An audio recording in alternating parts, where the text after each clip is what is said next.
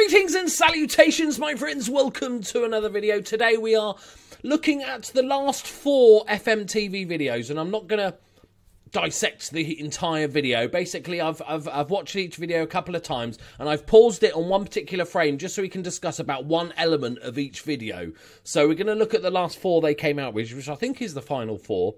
And, you know, see what we think. Let's give an overall. So the first one we're going to look at is sports science. So I paused it on this screen just because it made me laugh, really. Was that they were delighted to inform us that the sports scientists now have a sports science stat with a number. You know, because last year. So the sports science thing was basically, it wasn't groundbreaking. It was more of a better way of sort of showing you information. So all the injuries and injury proneness and compared to the rest of the league, all in one nice sort of little place and everything, with your sports scientists being the ones that are the ones controlling it and then warning you if you need to have a lower training week and stuff like that, as opposed to the sort of, so the physios can just get on with fixing people and the sports scientists. And it's not a massive thing, but I think it's a nice benefit. It changes it keeps everything in the exact same little sports science HQ screen. And I think, you know, that's pretty decent. I'm okay with that. I'm kind of, meh, you know, that's nice. We kind of knew something was coming, obviously, with sports scientists appearing last year. I think this was meant for last year because you wouldn't just put in a sports scientist with no sports scientist stat just for funsies as a pre-planning for this. So they obviously tried to do this last year, put in the sports scientists, and either didn't have time, or maybe it was a bit buggy, or they weren't happy with it. They went, okay, we'll roll it over till next year, FM18. So it's a nice little sort of, you know, fun thing that is just, you just get on with the game, really, innit? It's nothing exceptional. Right, on to the second video. It is all about the new look fantasy draft. And the thing I wanted to look at most, I'm not a massive fan of fantasy draft. I will be doing a few for FM18, unless I really love it. And then, because I barely played it in FM17. But this was one of the big things for me, was that you can sort your fantasy draft based on, so you can just say, okay, let's all just pick a team from England or Spain or Mongolia or just the Premier League or just the Bundesliga. I think that makes the fantasy draft so much more fun, because beforehand you used to go a big budget and everybody has the same players. Everybody's got Ronaldo and Messi and all those sort of Pogbas and all that sort of players, because you would if you had that unlimited money. So I hope, it even says here division, so I'm hoping that you can go, right, let's pick a League 2 fantasy team.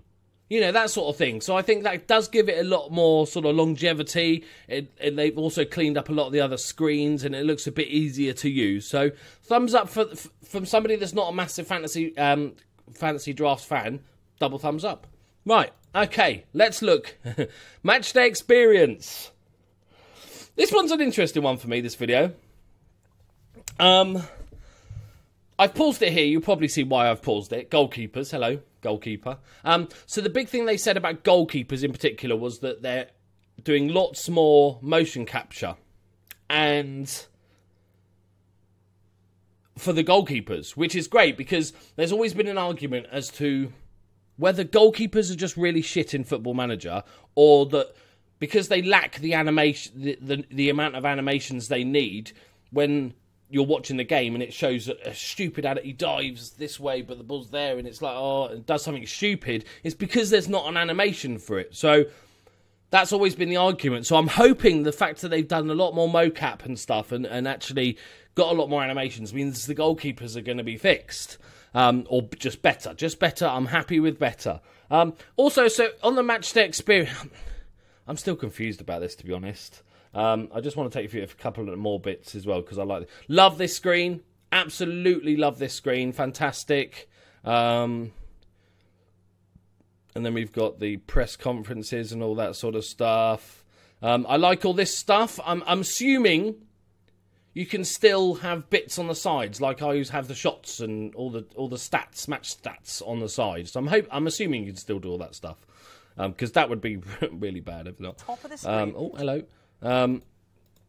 And then there was one other bit, little tactical change screen. I like this as well. Heat maps I'd never really bother using. So yeah, in the video, I'm so confused, right? In the video, he calls it a match engine and a graphics engine and updated graphics and it looks much better and all this sort of stuff. Arguable. It's hard to know without having a proper look at the game, especially with the animations. But let's face it, it's not an overhaul, is it? It's not an overhaul. It might be better. It's certainly not revolutionary. And I wasn't expecting FIFA graphics at all, but I'm confused about the fact that it's called a match engine, it's called a graphics engine, and Miles, a few people have commented in a previous video where the match engine was shown, and people saying, oh, it doesn't look any better. And he says, you don't know what you're talking about. This is a graphics engine, doesn't mean the graphics are going to get better or something. I'm like, but then you've got your guy saying, calling it a graphics engine and directly saying the graphics are getting better. Okay, that's fine. Just need a little bit of PR cleaning up there. Camera angles and all that sort of good stuff. I liked this, where is it? I liked the fact you could follow a player around.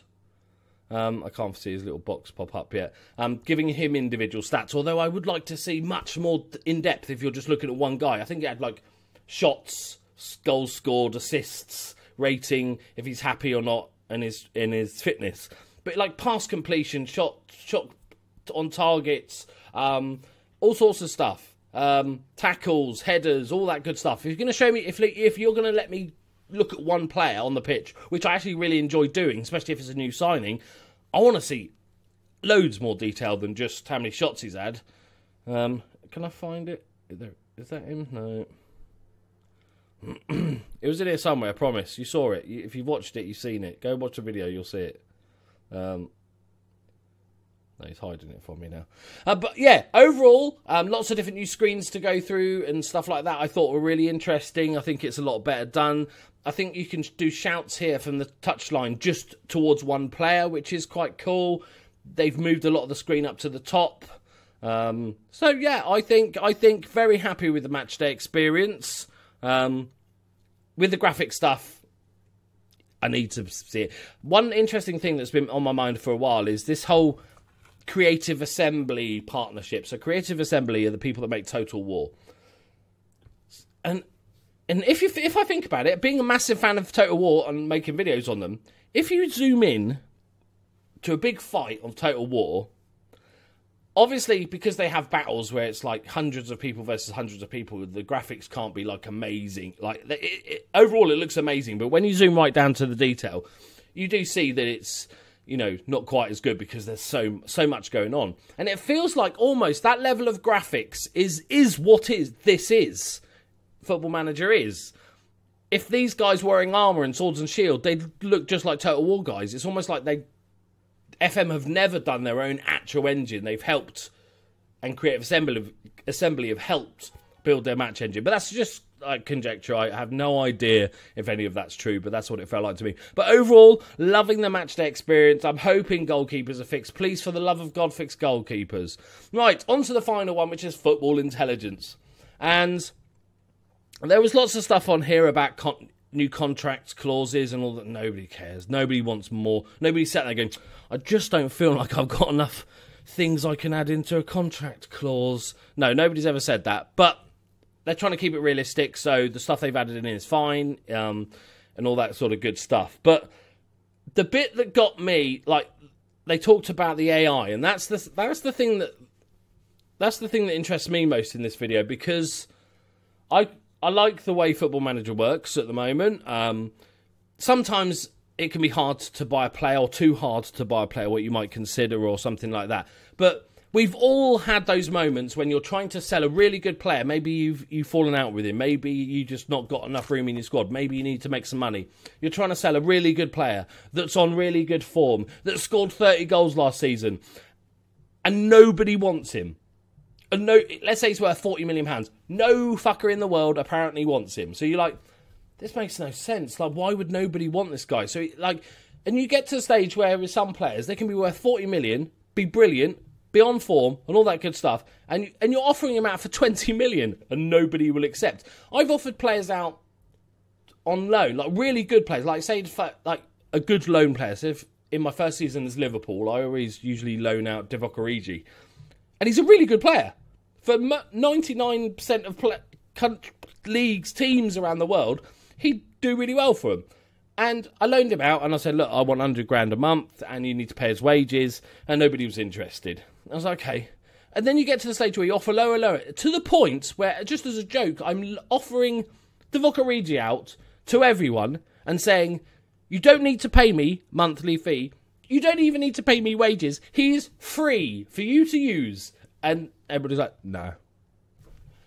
It's bonkers. We've all had those situations and stuff. So the guy, they were talking about the AI is better. It makes more intelligent transfer choices. It also looks at players on form and is more likely to bid for or bid more for those players on form currently and stuff like that. I'm really hoping. There's another thing that's really annoying with Football Manager at the moment is like, I've got a striker. He's worth £50 million. And I offer him out for £60 million because, you know, I need to balance my books or whatever. And I get 10 offers from the AI teams. And I'm like, yes, great.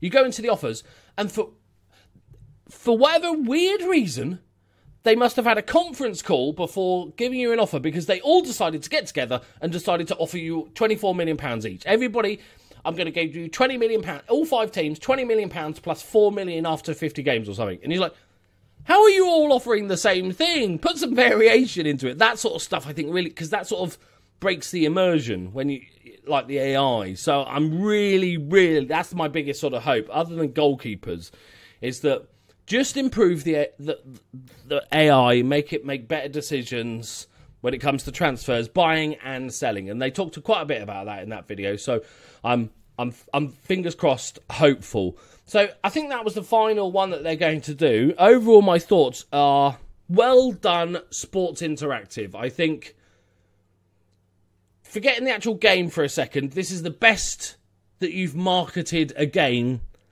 for a long, long time. This was a much better idea than having that just, not even going to mention that video with sound and stuff. I think just this way is doing it. I think, is it Joe, the guy that... Is it Joe? I want to say Joe. Is he there? The guy, right? It's weird that they could have given him a shout out, for Christ's sake, in your description. Yeah, I thought this was a really good setup. I thought the initial video with Miles in his car doing the whole Harry Redknapp thing was a bit like, oh, God, okay, this is a bit tacky, bit silly. But all these FMTV ones, I think, have been really good. Straight to the point, no fluff, no messing about. This is what's changing. These are the new stuff. Little series. Well done, SI. Long may it continue. Right, there we go. That is my completed review chat about videos that happened before. Oh, I'm good at this stuff. I've had a few days off, you know. You can tell by the sort of professionalness that I come back straight back to work with. So obviously make sure you check out I've got a shit ton of FM18 content coming out as soon as the game releases, plus beta saves, plus guides, plus tutorials, plus millions of things. So make sure you check out the channel for all that. Let me know what you think overall. I'd like to know your overall, now we've seen all the videos, in the comments below, what's your overall thoughts of FM18 before you get your hands on it. Also give it a score out of 10. Just for no reason whatsoever, really. I'm gonna, for the way they've done it, for the stuff they've shown. Obviously, it can change when you get the game in your hands, but I'm gonna give it a solid 8 out of 10. I think they've done a very, very good job. Right, thank you very much for watching, guys. If you did enjoy this video, leave a like, subscribe for all your FM18 goodness, and I'll see you in the next one. Bye bye.